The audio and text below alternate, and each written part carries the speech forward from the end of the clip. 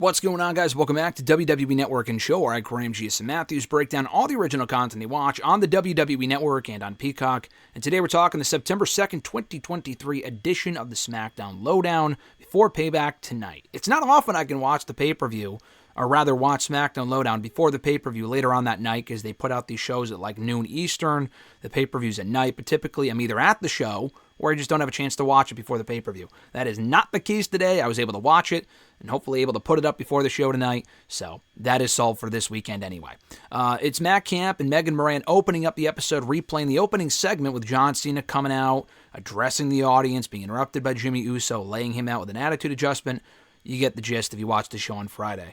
They also run down the other big headlines from the show on Friday night, including recapping the AJ Styles and Solo Sikoa main event, won by Solo Sikoa. Where does Jimmy Uso, where does his allegiance lie? Is it with the bloodline? Is it on his own? Blah, blah, blah. In talking about it, Matt Camp mentions the brotherly connection that Jimmy and Jay have, as well as with Jimmy and Solo Sikoa. And he actually hints, and this is what kind of got my gears turning here, he hints at Heyman knowing something the entire time. Because remember, Heyman had a weird expression on his face at SummerSlam when Jimmy helped. He didn't really help Roman. He was more so just turning on his brother and attacking Jay. Roman was surprised. Paul Heyman did not appear to be surprised. We never really had any follow-up on that. But his facial expression here was also interesting. He told Solo to not attack Jimmy when Jimmy was like hugging Solo, and rightfully Solo's thinking, the fuck are you hugging me for? Like, you turned on our group like 2 months ago. What are you doing? So we'll see where that goes. They recap Shotzi and Bayley with Shotzi beating Bayley. We hear from Shotzi backstage with Caleb Braxton. Shotzi just laughing hysterically throughout the entire thing, like all crazy like. She says that she proved Bayley wrong and that she'll have Charlotte Flair in her corner next week. This was terrible. I mean, again, it was short and sweet, and I like the new character direction for Shotzi and being crazy. And we need more time for the crowd to really kind of get... I'm not even saying this is guaranteed to get her over, because she really isn't that over. She's never been over on the main roster, and she was in NXT. She just hasn't connected with the audience the same way. But, like, they need to give her consistent appearances on SmackDown, give her a chance to connect with the crowd. The problem, at least in this segment, this was quick, but it was terrible. Her acting was fucking awful. And maybe it was just me. Maybe I'm the only one that feels that way. And this is coming from someone who likes Shotzi. And I like the new character that she's going with. And I like the new look. It's a nice makeover. Her laughing hysterically here was fucking awful. So maybe it's for the better that we don't see this on SmackDown. Can she just cut like a coherent promo explaining her issue with Bayley? Like, we get the issue with Bayley. But I don't know, like, she wasn't on SmackDown for weeks, and then she's back this week facing Bayley kind of out of nowhere, and they expect people to care. So, I don't know. I don't really get it.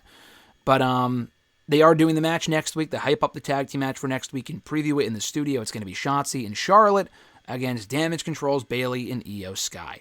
They replay the Bobby Lashley and Street Profits segment with them not explaining their alliance. I discussed this in my SmackDown audio review earlier today, but discussing their alliance because they didn't really offer a lot of answers. But they replay that segment. They also recap the LWO, Rey Mysterio and Santos losing to Austin Theory and Grayson Waller on this show before throwing it backstage to a segment, or rather an interview with Caleb Braxton, Waller, and Theory. Theory and Waller say that all they do is win. They're undefeated as a tag team. They're 1-0, and it's ironic. Grayson Waller says that Rey's actual son, Dominic Mysterio, is a champion and doing well, whereas Rey's adopted son, Santos Escobar, all he's been doing lately is losing, he says. And Waller says that Rhodes has big news, and he's got a scoop on that come Payback, so we'll see where that goes and what that has to do with tonight. And they also call themselves a very interesting tag team. I'm assuming this sticks, and I hope it does. I said this in my SmackDown audio review earlier, but that I wouldn't be opposed to them teaming going forward because they don't really have a lot else going on, and they have good chemistry. I'm not complaining. Them against Owens and Zayn would be fun. But they call themselves A-Town Down Under. It was like Theory's got the A-Town Down, Down Under, Australia, and I thought that was clever.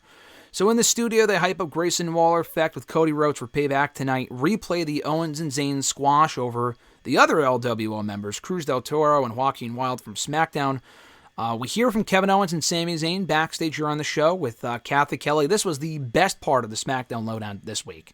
The other stuff was fine. The Shotzi stuff was terrible. But Owens and Zayn, whenever they are together, and I said this on Twitter the other day, because they were in an episode of WWE Playback, together rewatching their match from Payback, actually, 7 years ago. Crazy to think it's been that long. They had a match one-on-one at Payback back in 2016. So they show them rewatching the match, and it was hysterical. And I said on Twitter, I can confirm, and I'm not the only one to have known this, obviously. This is not breaking news. I interviewed the both of them simultaneously at a Tigers game in Detroit last month over SummerSlam weekend. And they were as great on and off camera as they are in these segments. Like, you see these videos and they're amazing. It's not like they're putting on an act. They are genuinely this funny together. In person, on and off camera. We know they're friends, but like the chemistry they have, the way that just their dynamic is hysterical. They were great here. Owen said that he's going to steal a car and all this other shit. And Sami Zayn's like, what are you talking about? Owen says, well, it's the Steel City. And Sami kind of pauses and says, no, it's steel, like Steel, not steal as in theft. So Sami corrects him. And Owen says, it doesn't matter, all right? It doesn't matter. We can do whatever we want to Judgment Day in this street fight.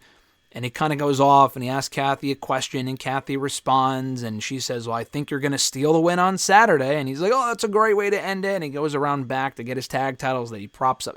I can't even really do it justice by describing it, but it was great. So go out of your way, if nothing else, to check out that segment from the show, either the full episode or the clips they put up on WWE's YouTube channel. It was awesome. In the studio, they hype up the street fight for tonight. The undisputed WWE Tag Team titles on the line.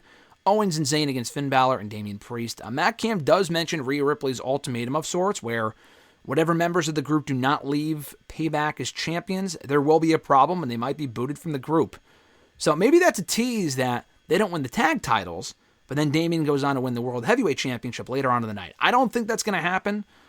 But I do think, hopefully, we are getting some development in the Judgment Day drama coming out of this pay-per-view tonight.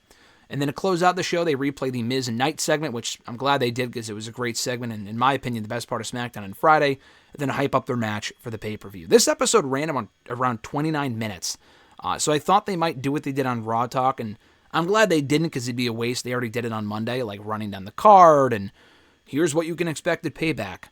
Especially with the pay-per-view being tonight. They didn't do that probably because the show is already running long, and I'm not complaining because, again, they already did it on Raw Talk. But overall, I thought it was a good show this week.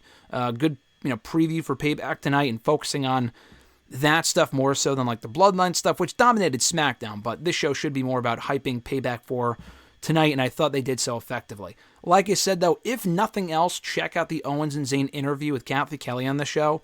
You'll probably have seen it on Twitter or social media, whatever. But it was the best part of the episode. They are terrific together.